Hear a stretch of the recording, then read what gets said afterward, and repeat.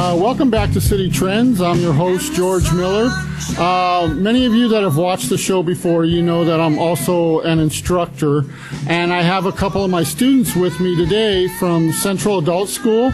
We have a CNA program there, and I have a couple of students coming on, and they're going to talk a little bit about the program and some of the hurdles that they had to overcome to be successful CNAs. And they're currently in clinicals right now, and they're doing a great job. And today I have with me Gaogee. Hi. And Lily.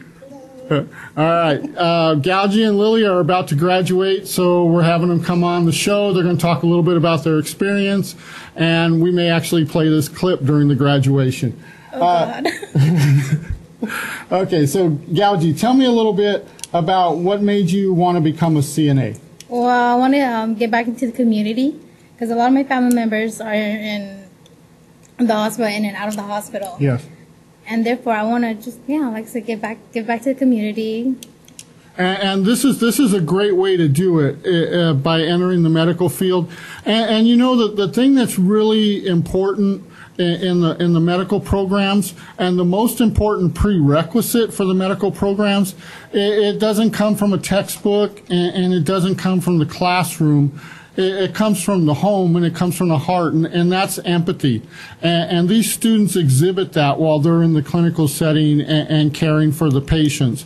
And now, Lily, you were a CNA before, right? And Yes. and now you're coming back into it. Yes, I did over 25 years of it, so I'm renewing, updating myself in different terminologies and things that's changed over time. So it's actually benefits me more because then I can stay up to date with things that's going on. Oh yeah, oh yeah.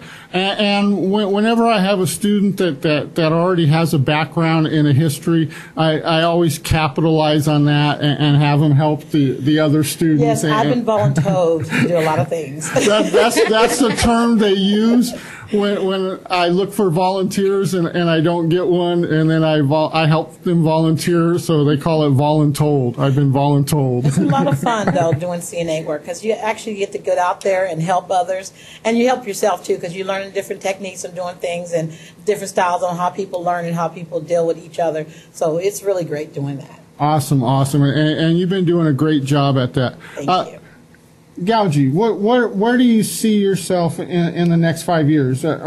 Is CNA where you want to stay, or are you looking at doing some other stuff in the medical field? Oh, no, I want to make my way up. Probably be an RN. Okay, awesome. And Boss everyone around. Oh, well, to give you a little background there, when you're the CNA, almost everybody you pass in the hallway is your supervisor. Oh, yes. And that's just the nature of the beast when you're starting out in any field. And we have that in other disciplines as well. And with the CNA program, there's more opportunities to be introduced. It expands from that point. You don't have to just stop at CNA. It's just a starting point to where it's endless places that you can go to be a CNA. Oh, yeah. And you know, it gives them that first blush of the medical field. And for some of them, it kind of helps them know, oh, you know what, this ain't for me. This is a lot of hard work. I don't know what I was thinking.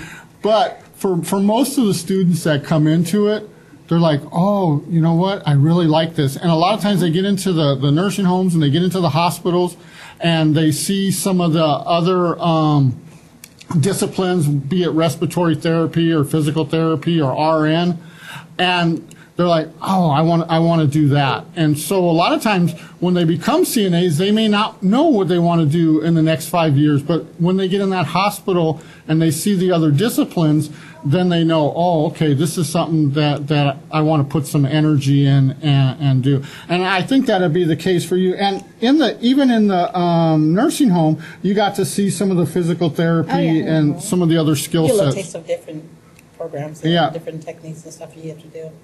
So, I mean, for me, it'll benefit me. I worked in the prisons. I worked in nursing homes. I also worked one-on-one privately.